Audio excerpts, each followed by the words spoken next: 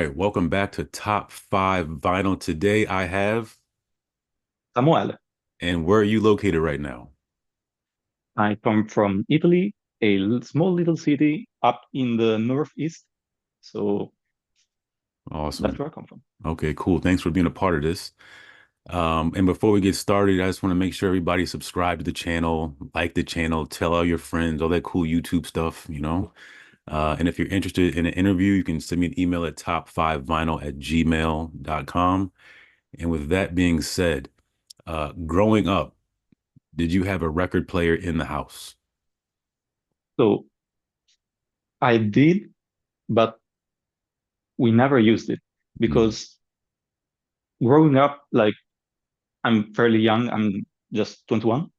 So growing up, we mostly had early on, we had like tapes and then we moved on to CDs. That's what we used the most because we also had like this audio setup that could play around the house with CDs.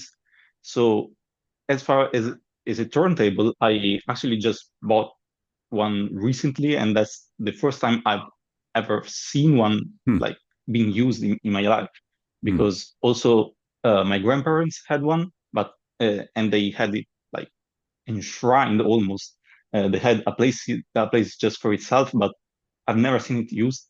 hmm. So when I started getting very passionate about music and I knew that I wanted to start a vinyl collection, I had to buy one that's Mm, sitting right there. okay. And that's when I first just got around playing music on vinyl. Mm. And do you remember the first vinyl record that you bought? Yes, I mean, I started the collection relatively recently. I think it was 2 years ago, Mm. and I'd say it's a bit of a spoiler to say which one Oh, it don't is don't don't because don't tell us. Don't it's tell us. Don't tell on us. this file right here. Yes, Okay. so I guess I can talk about it later when we reach that album. Okay. All right, cool.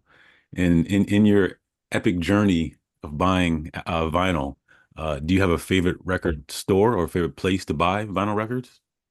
Yes, there's a small record store close to where I live because this is like my parents' house, but because the university where I go to is fairly far away from this home, I have an apartment there, and close to that apartment, there's a very small but just chock full of vinyl records. Um, a very small store with just so many vinyl records, and there you could find the most obscure things and also like Mm. some fairly popular ones. In fact, the ones I've bought from there are like not that obscure, but Mm. just going there, the feeling of how much just how much music there is out there Yeah. is always just it hits me because I'm very passionate about music, and when I see just the enormous quantity of things that I probably will never even listen, Right. and that's really like it hits me, Mm. like really did. Mm. And on like a single trip to the record store, what's the most amount of vinyl records that you bought in one trip? Um, because like I'm paying for my own friends and stuff, I tend to like keep it very slow with the the vinyl holes, and Okay. I guess that the most I've bought were like two records, although I have bought some from Amazon, which is Mm. I don't know how you feel like it about it, but I have done it, and Hmm. there I've once spent a bit more money. Like Mm. I've bought, I think it was six records Okay. in one go. I really like Mm. let myself lose on that occasion because I immediately felt the 200 euros just gone. So Hmm. Hmm. whatever. I'm pretty happy now because I have more records. So whatever. Right. Right. So of the top five you're gonna show us, have you seen any of these artists live before? Yes, Mm. actually just one, Okay. and luckily it's the one at the top. Mm, So uh, it has been like an experience that I will never forget. And I think I we can talk about that one later as well because it was really like almost a religious experience for me. mm. So I'm definitely going to mention that one later. Yes. Okay. All right, cool. Well, being that this is top five vinyl, can you show me your number five, the fifth album that you Okay. have with you? So number fifth, it's The Queen is Dead Mm, by The Smith, which if anybody doesn't know, it's a 80s like pop adjacent band. They specifically they make jungle pop, which is a sort of like alternative pop genre. And this album, it just feels so comfortable to listen to. mm, This is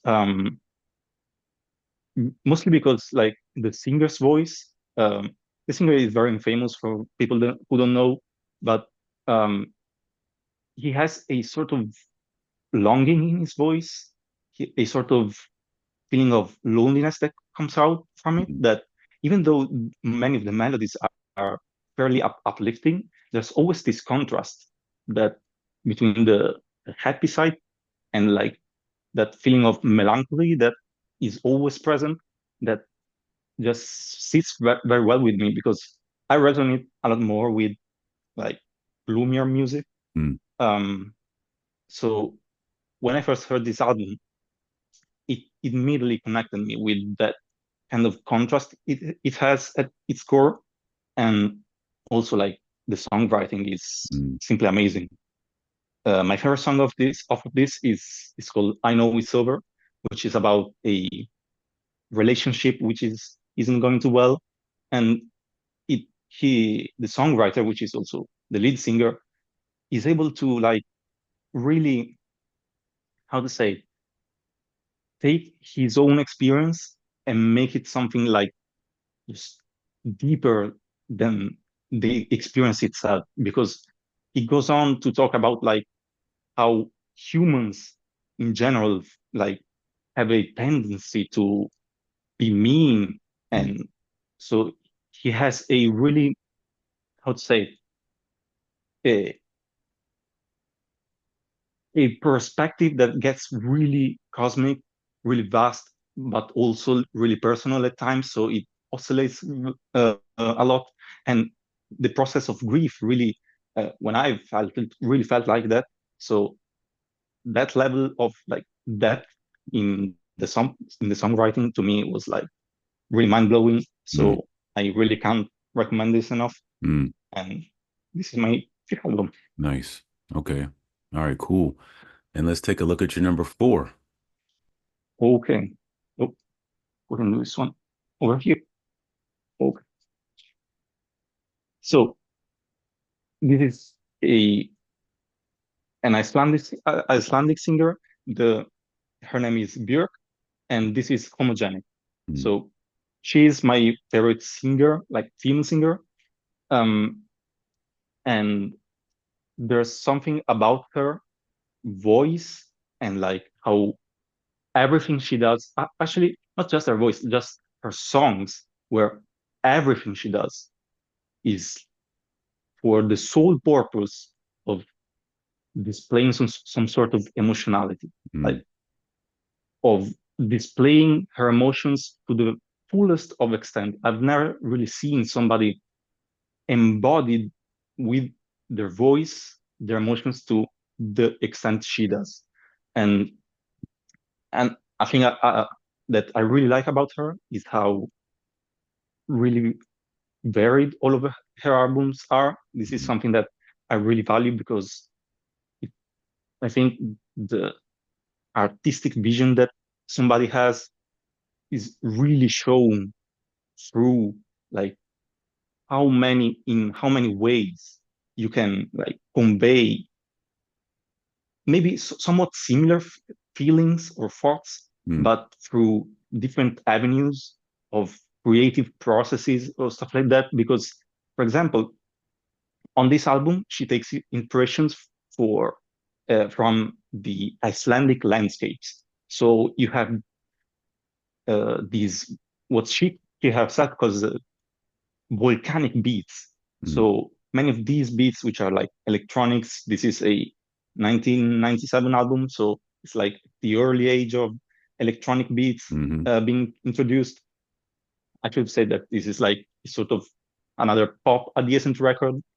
Um, so she takes this inspiration from what she calls volcanic beats, and you hear on a song like Yoga, which is in like the spiritual practice. It's the name of a friend of hers, mm, and to express the love she feels towards this friend, she like she shows you these emotional landscapes, as she calls it herself in song, and you feel those landscapes. You can like visualize them through the sound, and mm, that's something that it's kind of mind blowing to me. mm.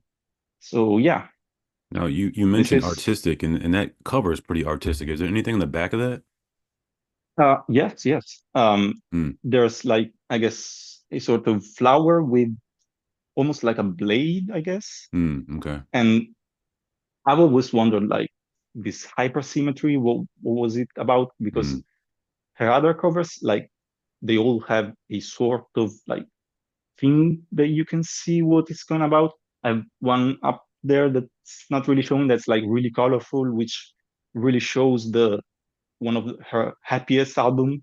So I don't know what's really going on for this, but I mm, guess the gray and like if you can hmm see there's like snowflakes Yep. because Iceland is like really cold and her beats are often described as like glacial kind Mm, of. mm. So I guess there's All that. right. All right, cool. So that was your number four. Let's go ahead and take a look at your number three. Yes. So this is probably the weirdest one I have read here, Okay. and it's this one. It's Mm, called All of Every Pearls and Inside, mm, and it's done by Sophie, which is a Scottish producer.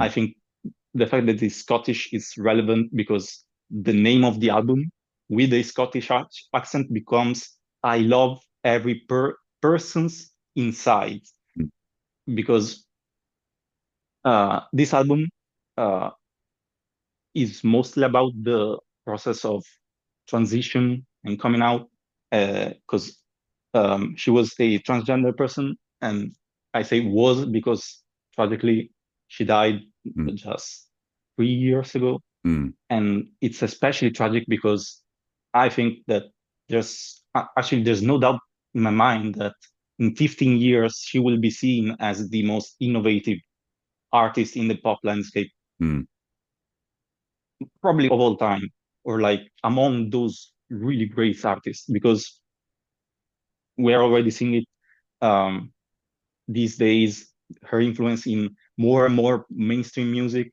because what this album does is like have it has a level of production that I've really never seen in my life before. mm, What she did is digitally creating every single sound that you hear on this album. She created it from scratch. mm, And so every little bit of mixing and mastering, she did all from scratch.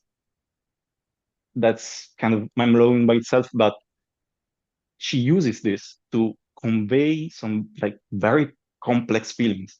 And that uh, an example of that would be a song like Face Shopping. mm, She's talking, the song is about a lot. So, very briefly, it's like about the artificiality of the image we of ourselves we present to others. mhm, And to express that musically, she she's using like these very metallic sounds. It's the best way to explain it.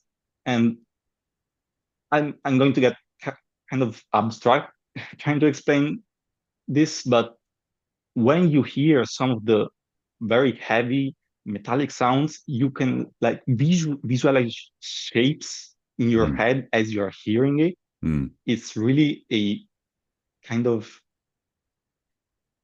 process that I've never encountered in music ever. In fact, just explaining it to Mm, with mm, words is really hard, because how can you explain something that feels so different from mm, everything else I've ever heard? mm, So this album is just amazing. It's really experimental. It's probably the most difficult album off of my list to recommend to other people. mm, In fact, like the back end of the album, which is probably my favorite, I guess, it goes into a more ambient direction. Like it switches from pop to, I guess, sort of club mm, inspired music, like dance music, mm, to ambient.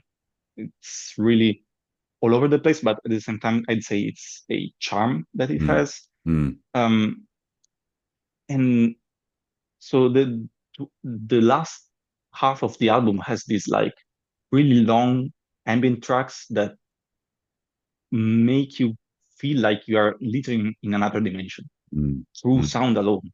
That to me was like one of the most mind blowing experiences I've ever had listening to music. So that's why it's number three. Nice. All right, cool. So that was your number three. Let's take a look at your number two.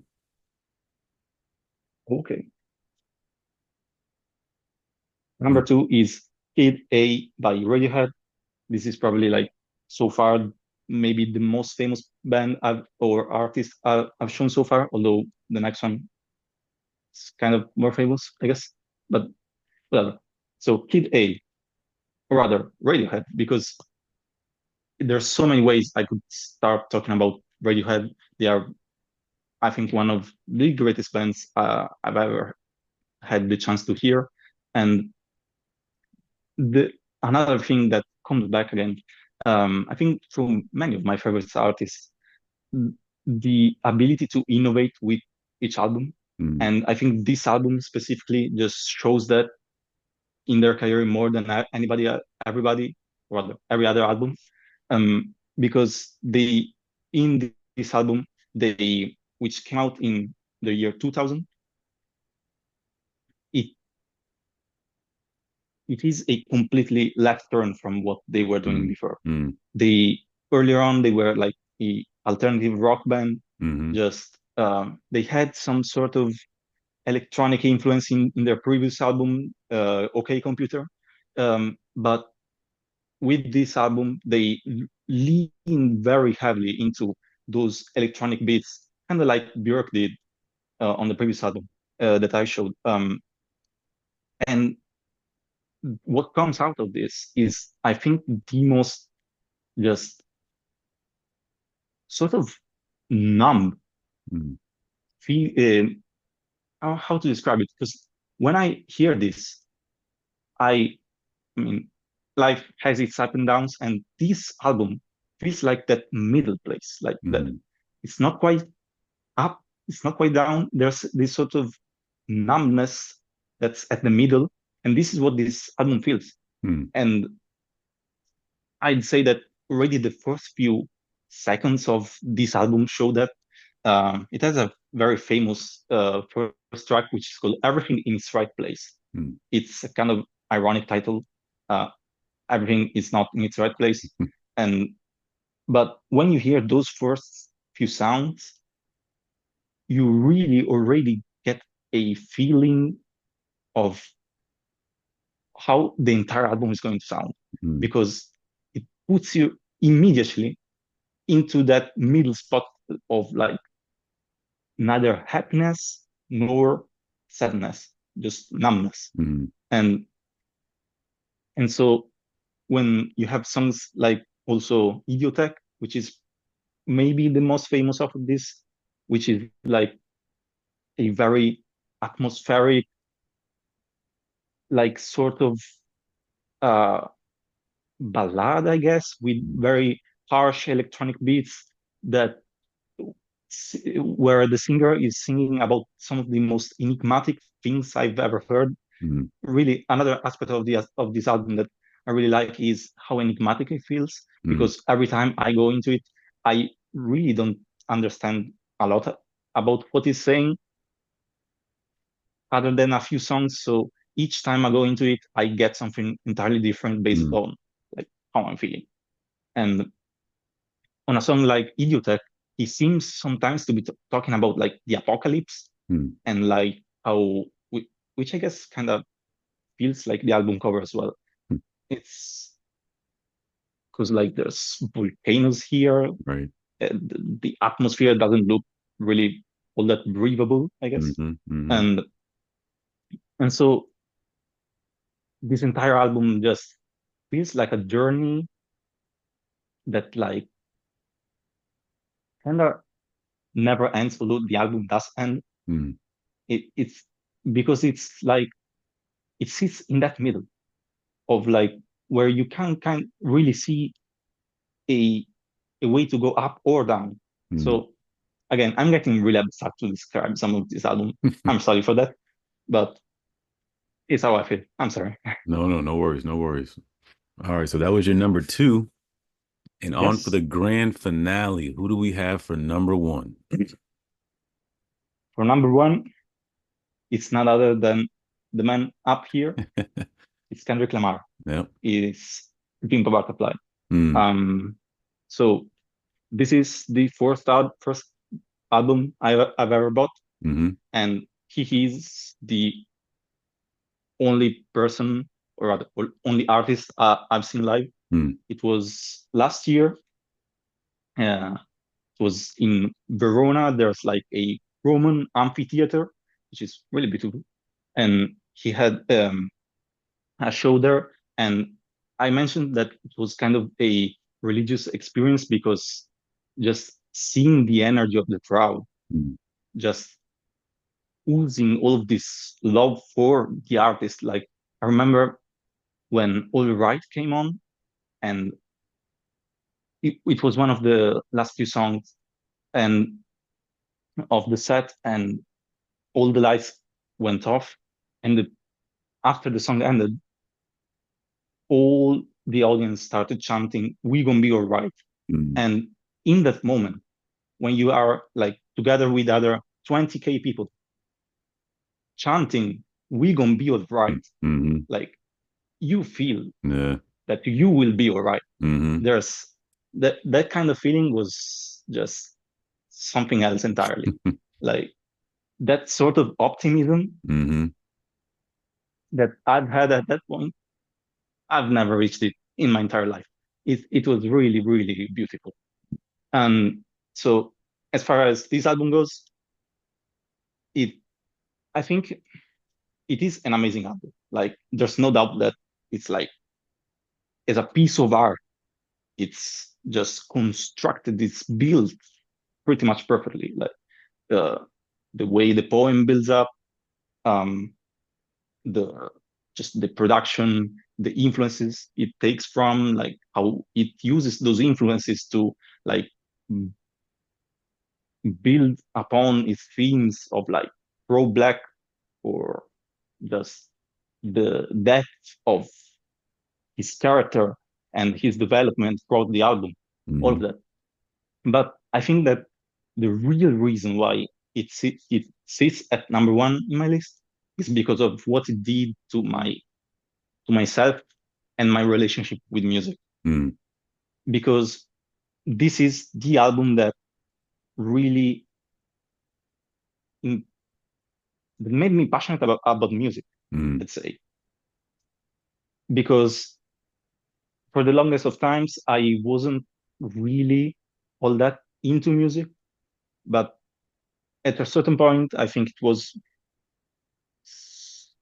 5 or 6 years ago, I I heard of Kendrick Lamar for the first time around when Them just came out, kind of, and it was inescapable at the time. But I heard very, very good things about him, mm-hmm. and so I gave him a try. At the time, I was like kind of just obsessed with Eminem. I wasn't listening to literally anything else, mostly because I didn't really care for music. Uh, but I decided to give his music a try because people were talking too well about his music, Mm-hmm. and so I went on Spotify. I listened to his entire discography front to back, just on my way to school on the bus. And I came to when I started listening to Good Kid, Mad City, and I started like getting the fact that his albums are something more than like Mm-hmm. just albums. And I kind of started catching up with the story. So my listening went from like really passive and just doing something else, just thinking uh, about my stuff while listening to music. It started becoming more active. And so I started catching more things. And like by the time I got to the end of Swimming Pools, we'd already like caught my attention because it's a catchy song. And there's like the skit with like his friend dying, getting Mm-hmm. shot, and Mm-hmm. then there's Sing About Me and Dying of Thirst, and then by the end of the first verse, which I really listened to with the most attention because it grabbed me by that point, where like Kendrick is rapping about from the perspective of his friend, which wants to take revenge, and he says to sing about him. If he doesn't make it, and then you hear that he gets shot. And I remember vividly like the full body chills that I got from that. And that isn't, but that wasn't even the peak that I reached with my experience listening to him, because then this one came out, Mm-hmm. like, or Mm-hmm. rather, then I listened to this one, and at that point I was already like into Kendrick from listening to Good Kid, Mad City, and I started catching all of those aspects with like the poem mostly, uh, just helping me through the album. I understood that the parts of the poem were related to like the songs that came after, Mm-hmm. but it wasn't until what's now my favorite song of all time, "How Much a Dollar Cost." Mm-hmm. That song like really had a deep impact on me Mm-hmm. because I don't even have to be like uh, a believer to feel the importance of like generosity that Mm-hmm. he shows in that record. And just going through the story with that beat, because the beat is of the song is probably my favorite of all time. And just listening to the song, going through the story, reaching the end with like the choirs or like the singing, I guess. Um,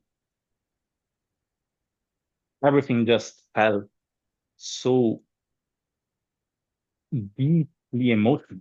Mm-hmm. Like it hit me. I was on the way to school at like 7 a.m. Mm-hmm. listening to this thing, and I had this sort of like religious experience with music, and it really changed my outlook on music entirely. Mm-hmm. Because in a way, I started seeing it as something that could impact me, and not only just serve me as like a sort of background, I guess. So this is what this album means to me. This is like my passion for music made under the form of like an album. Mm-hmm. All right, cool. So So yes, that's amazing. So thank you so much for sharing your top five with me. And thank you for giving me the opportunity. oh yeah. And we'll talk soon. Thanks so much. Thank you. All right, man.